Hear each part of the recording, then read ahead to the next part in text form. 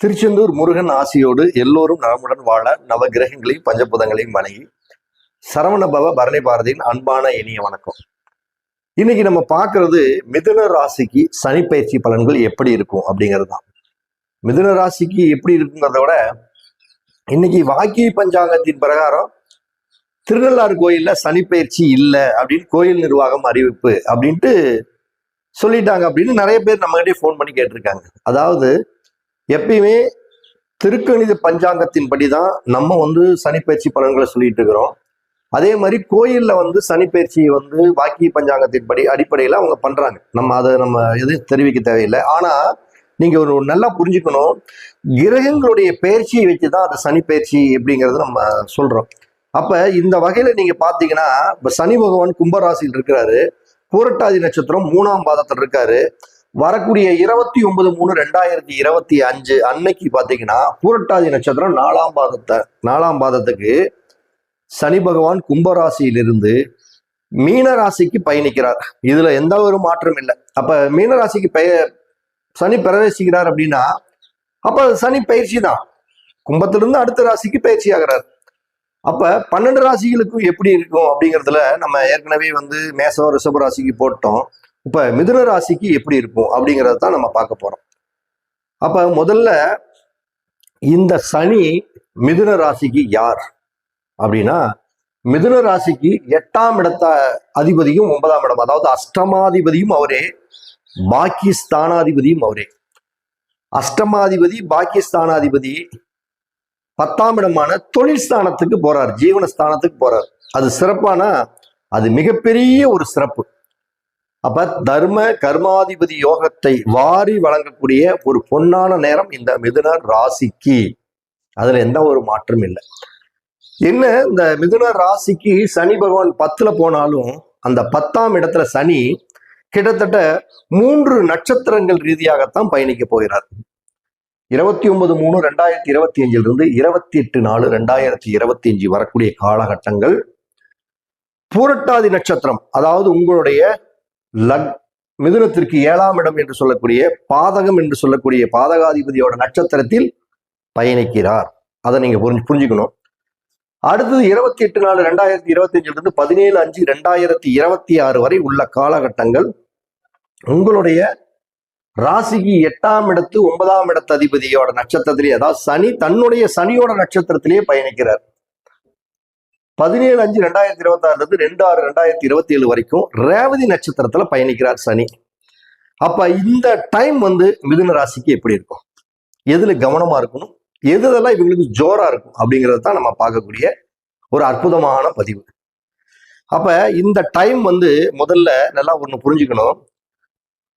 29/3/2025 இருந்து 28/4/2025 வரைக்கும் குருவோட நட்சத்திரத்துல பயணிக்கிறதுனால, குரு உங்களுக்கு பாதகாதிபதிங்கிறதுனால 7ஆம் இடத்தோடைய நட்சத்திரத்துல பயணிக்கும் பொழுது 7ஆம் இடம் சார்ந்த விஷயங்களில் இந்த மிதுன ராசிக்காரர் கவனமா இருக்கும். அது என்னப்பா 7ஆம் இடம் சார்ந்த விஷயத்துல கவனம் அப்படின்னா, 7ஆம் இடம்னா என்னன்னா திருமண வாழ்க்கை, நம்ம கூட்டு சேர்ந்து செய்யக்கூடிய ஒரு தொழில், நம்முடைய வாடிக்கையாளர் கஸ்டமர், அது எல்லாமே 7ஆம் இடம். 7ஆம் இடம்னு நீங்களே தனிப்பட்ட முறையில சுய தொழில் செய்யக்கூடிய இடம். அப்ப நான் சொல்லக்கூடிய இந்த 4 இடத்துலையும் கொஞ்சம் கவனமாக இருக்கணுங்கிறது தான் நம்ம பேசுறோம். எப்ப ஒரு 30-40 நாளைக்கு மட்டுமே. அப்ப இந்த காலகட்டங்களில் ஒரு திருமணத்துக்கு நீங்க ஏற்பாடு பண்றீங்க அப்படின்னு வச்சுங்க, திருமண காரியங்கள் இந்த காலகட்டத்தில் கொஞ்சம் வச்சுக்கூடாது. ஒரு பொண்ணு பார்க்க போறோம், ஒரு மாப்பிள்ளை பார்க்க போறோம். அந்த மாப்பிள்ளையோட ஜாதகம் கரெக்டா, பொண்ணோட ஜாதகம் கரெக்டா, பொண்ணுக்கு உண்டானவங்க எல்லாம் கரெக்டானவங்களா, இப்படி கேரளாவில் போய் நம்ம பொண்ணு பார்க்குறோம், அங்கே பார்க்குறோம், இப்படியெல்லாம் அந்த திருமண விஷயத்தில் கொஞ்சம் கூடுதல் கவனங்களோடு செயல்பட்டால் திருமண வாழ்க்கையில் சின்ன சின்ன சங்கடங்கள் விரிசல்கள் வராமல் இருக்கும். இப்போ ஏற்கனவே ஒரு கூட்டு சேர்ந்து பிஸ்னஸ் பண்ணிட்டு இருக்கிறாங்க, இல்லை ஒரு புதுசாக ஒருத்தர் பிஸ்னஸ் பண்ணலான்னு இருக்கிறாங்க பார்ட்னர் போட்டு. அப்போ இந்த காலகட்டங்களில் நீங்க பிஸ்னஸ் பண்றது, பார்ட்னர் போட்டு பண்றதெல்லாம் கொஞ்சம் தவிர்த்துக்கணும். இல்லைன்னா பார்ட்னர் மூலம் பொருளாதார இழப்புகளை சந்திக்கக்கூடும். இல்லைங்க நான் ஏற்கனவே நாங்கள் பிஸ்னஸ் பண்ணிட்டு இருக்கிறோம் அப்படின்னு நீங்க ஏற்கனவே பிஸ்னஸ் பண்ணிட்டு இருக்கிறீங்கன்னா இந்த வரவு செலவெல்லாம் கரெக்டா நீங்க டீல் நடந்துகிட்டு இருக்குதா, இல்லை உங்களுக்குள்ள 2 பேத்துக்குள்ள அந்த அட்டாச்மெண்ட், கணக்கு வழக்கு, இதெல்லாம் நாலேஜ் எல்லாம் கரெக்டா உங்களுக்குள்ள இருக்குதா அப்படிங்கிறத ஒரு செகண்ட் நீங்க பாத்துக்குங்க. அதன் ரீதியாகத்தான் உங்களுக்கு சங்கடம் வரும். அதே மாதிரி உங்களுடைய வாடிக்கையாளர்கள், இது வரைக்கும் தொழில்ல உங்களுக்குன்னு ஒரு கஸ்டமர் இருப்பாங்கல்ல, அந்த கஸ்டமர்கிட்ட எல்லாம் கொஞ்சம் கரெக்டா நடந்துக்கணும். இல்லைன்னா அந்த கஸ்டமர் ரீதியாக உங்களுக்கு பிரச்சனையும், உங்களால கஸ்டமருக்கு ரீதியாக பிரச்சனை உங்களுக்கு வாடிக்கையாளர் வருவதற்கு கூட சில பாதிப்புகளை கொடுக்கும். அதுல எல்லாம் நீங்க கவனமாக இருக்கணுங்கிறது தான் இந்த மிதுன ராசிக்குள்ள இந்த காலகட்டங்கள். இதுல ஒரு என்னன்னா 28/4/2025 மேல 17/5/2020 வரைக்கும் பாத்தீங்கன்னா சனியோட நட்சத்திரத்திலேயே பயணிக்க போறார். சனியோட நட்சத்திரத்திலேயே பயணிக்க போறார். அப்ப இந்த காலகட்டங்கள் நீங்கள் எதிர்பாராத அதிர்ஷ்டத்தை அடைய போறீங்க. அது என்னப்பா நான் எதிர்பாராத அதிர்ஷ்டம் அப்படின்னா, திடீர் தனவரவு. அதாவது சொல்றாங்கல்ல, கல்யாணத்துக்கு போனவன் தாலி கட்டிட்டு வந்த கதை அப்படிங்கிறாங்க பாத்தீங்களா. திடீர் தனவரவு, திடீர் திருமணம். ரொம்ப நாளா நான் திருமணமே நடக்கல, திருமணத்துக்கு பொண்ணு பார்த்துக்கிட்டு இருக்கிற செட் ஆகலைங்கிறவங்க பாத்தீங்களா, இப்ப திடீர்னு ஒரு கல்யாண வீட்டுக்கு போவாங்க, அந்த வீட்டுல கல்யாணத்து வீட்டுல ஒரு பொண்ணு செட் ஆயிரும், இல்ல மாப்பிள்ளை செட் ஆயிரும், இல்ல திடீர்னு ஒரு 10 நாள்ல கல்யாணத்தை வச்சிருவாங்க. இப்ப திடீர் அதிர்ஷ்டங்கிற மாதிரி திடீர் தனவரவு, திடீர் திருமணம், இதெல்லாம் எதிர்பார்த்த மாதிரி நீங்க நிச்சயமாக இருக்கும். உயர்கல்வி படிக்கக்கூடிய மாணவர்களுக்கு ஏறுமுகமான வாழ்க்கை, நீண்ட தூர பயணங்களால லாபம் இருக்கும். வெளியூர் வெளிநாடு வெளி சார்ந்த விஷயங்களில் சிறப்பாக இருக்கும்னா கண்டிப்பா சிறப்பாக இருக்கும். குடும்பத்துல உங்க வீட்டுல சுப நிகழ்ச்சிகள் நடக்கிறதுக்கு உண்டான நேரம், ஒரு காது குத்து, திருமணம், ஒரு குழந்தைகளுடைய படிப்பு, குழந்தைகளுடைய திருமண வாழ்க்கை, இதுக்கெல்லாம் ஒரு ஏறுமுகமான வாழ்க்கை கொடுக்குமானா நிச்சயம் ஏறுமுகமான வாழ்க்கையை கண்டிப்பா கொடுத்தே தீரும். இந்த காலகட்டங்கள் நீங்க எழுதி வச்சுக்கங்க. ரொம்ப நாளா இங்க பாருங்க, நானும் பிறந்ததுல இருந்து கஷ்டப்பட்டுட்டேங்க. மிதுன ராசி அஷ்டமச்சனியிலிருந்து எல்லாம் நான் சந்திச்சு வந்துட்டேங்க. ரொம்ப கஷ்டம். இது வரைக்கும் நான் சம்பாரிச்சேன். ஒரு இடத்த வாங்க முடியல, ஒரு வீட்டை கட்ட முடியல, ஒரு பூமி வாங்க முடியல, ஒரு வண்டி எனக்குன்னு ஒரு வாகனத்தை வாங்க முடியல. அப்படி வாங்கினாலும் சரியா செட் ஆகலைன்னு யார் நினைச்சீங்களோ எல்லாத்துக்குமே இந்த நேரம், நிலம் இல்லாதவங்களுக்கு நிலம் வரக்கூடிய நேரம், நிலம் வச்சிருக்கவங்களுக்கு வீடு கட்டக்கூடிய நேரம், வீடு கட்டி கிரக பிரவேசம் பண்ணி நீங்க அந்த வீட்டுல போய் சுபிச்சமா உட்காரக்கூடிய ஒரு பொன்னான நேரம் இந்த நேரம். இந்த நேரத்தில் நீங்க தாராளமா வீடு கட்டக்கூடிய யோகம், மண்மன யோகம், பூமி வாகன யோகம், இது எல்லாமே நிச்சயம் மிதுன ராசிக்காரங்களுக்கு காத்துக்கிட்டு இருக்குது. படிப்பின் மூலம் மந்தமா இருந்த இந்த 2.5 வருஷம் படிப்பு ஜோரா இருக்கும், கவரவே கமராது. படிப்பின் மூலம் ஆதாயம் உண்டு.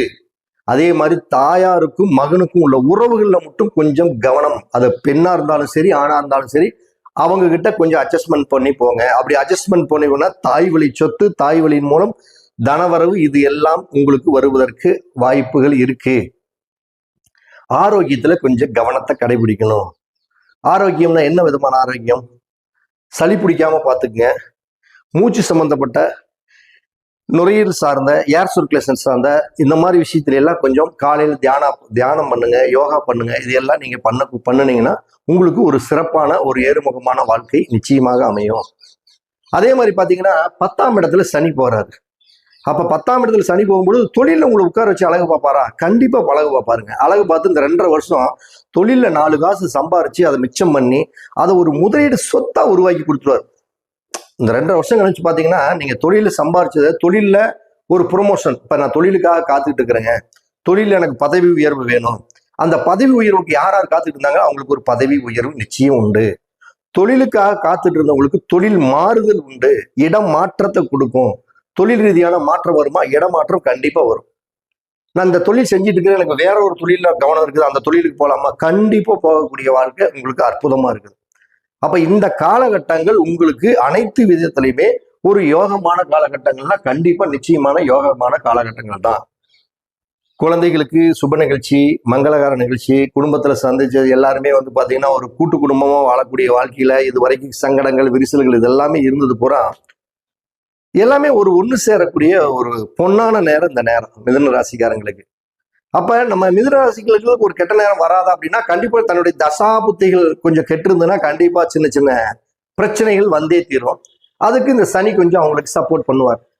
அப்ப இந்த காலகட்டங்கள் உங்களுடைய ஜாதகத்துல கொஞ்சம் தசா புத்திகள் கெட்டு இருக்குது, அதுக்கு ஏதாச்சும் ட்ரீட்மெண்ட் பண்ணலாம்னா சிம்பிளான விஷயங்க. நம்ம கோயில் வழிபாடுகள் என்பது நம்முடைய மனது நோக்கி போய் அங்க வழிபடுறது. ஆனா நம்மளே ஒரு களத்துல இறங்கி ஒரு வேலை செய்யறதுக்கும் நம்ம ஒரு ஆளை வச்சு நீ போய் அந்த வேலை செய்யறதுக்கு வித்தியாசம் இருக்குது. அப்ப கோயில் வழிபாடுகளை நம்ம ஒரு 25% எடுத்துக்கிட்டாலும் நம்மளுடைய செய்யக்கூடிய தான தர்மங்கள் மூலம் அவர்களுக்கு மிகப்பெரிய ஒரு அதிர்ஷ்டம் யோகம் நிச்சயமா கிடைக்கும். அப்ப என்ன பண்ணலாம்? இவர்கள்லாம் என்ன மாதிரி ஒரு ட்ரீட்மெண்ட் செஞ்சா இவங்களுக்கு கொஞ்சம் பிரச்சனை இல்லாம இருக்கும் அப்படின்னா, 10ஆம் இடம்னா என்ன? கர்மஸ்தானம். 10ஆம் கர்மம்னா என்ன? ஒருத்தர் இறந்துட்டாங்கன்னா அதுதான் கர்மம்னு அர்த்தம். 10ஆம் இடம்னா என்ன? மதிப்பு, மரியாதை, கௌரவம், புகழ். அப்ப அந்த செத்து போனவங்களுக்கு ஒரு மதிப்பு கொடுக்கணும், மரியாதை கொடுக்கணும், கௌரவத்தை கொடுக்கணும். அது என்னையா செத்து போனாலுக்கு போய் என்னையா மதிப்பு கொடுக்கறது, என்னையா மரியாதை கொடுக்கறதுன்னா, ஒரு உறம்பரை வர்றாங்க, இல்ல ஒரு அரசியல்வாதி வர்றாங்க, ஒரு நட்பு வட்டாரங்களை வந்து நம்ம என்ன பண்றோம்?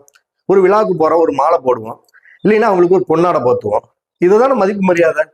அப்ப நீங்க என்ன பண்ணணும்னா, இறந்தவர்களுக்கு மதிப்பு மரியாதை கொடுங்க. அப்ப இறந்தவர்களுடைய இடத்துக்கு போறீங்கன்னா அந்த பிணத்திற்கு மாலை போடுங்க, அவங்களுக்கு ஒரு பொன்னாடைன்னு என்ன கோடி போடுங்க, அந்த பணத்தை எடுத்து அடக்கம் பண்றதுக்கு தக்க உதவி செய்யுங்க, அனாத பணத்தை எடுத்து அடக்கம் பண்ணுவதற்குண்டான செலவுகளை பண்ணுங்க.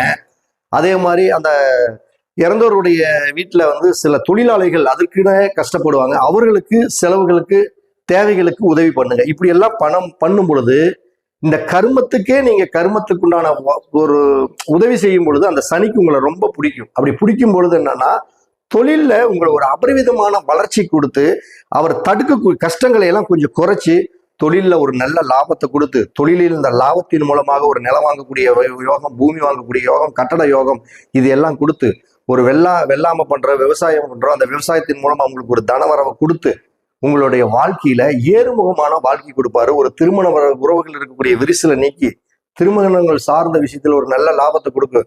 ரொம்ப நாள் எனக்கு திருமணம் நடக்கல அப்படிங்கிறவங்களுக்கு எல்லாம் ஒரு குழந்தை பாக்கியம் வேணுங்கிறவங்களுக்கு எல்லாம் ஒரு குழந்தை பாக்கியத்தை, இது மாதிரி எல்லா விஷயத்தையும் கொடுத்து இந்த 2.5 வருஷத்துல உங்களுக்குன்னு என்ன ஒரு அங்கீகாரம் வேணும், உங்களுக்குன்னு என்ன மதிப்பு வேணும், உங்களுக்குன்னு என்ன மரியாதை வேணும், என்ன புகழ் வேணும், அத்தனையும் இந்த சனி பகவான் வாரி வழங்குவார். அதுல எந்த மாற்றமும் இல்லை.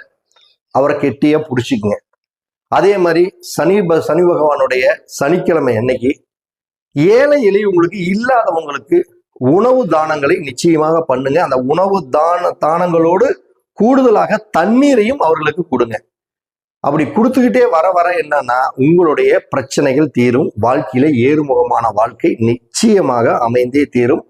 முடிந்தா இந்த சனி பயிற்சியில சனி பகவானுடைய சன்னதி திருக்கொள்ளிக்காடு, அடுத்தது குச்சனூர், திருநள்ளாறு, இது மாதிரி வழிபாடுகளுக்கு ஒரு 3 முறையாவது போயிட்டு வந்தீங்கன்னா உங்களுக்கு எந்த பாதிப்பு இருந்தாலும் அதெல்லாம் நிவர்த்தி ஆகி ஜம்முன்னு நம்ம வாழ்க்கை அமையும். நான் அடுத்த பதிவுல சந்திக்கிறேன். அனைவருக்கும் வணக்கம், அனைவருக்கும் வாழ்த்துக்கள்.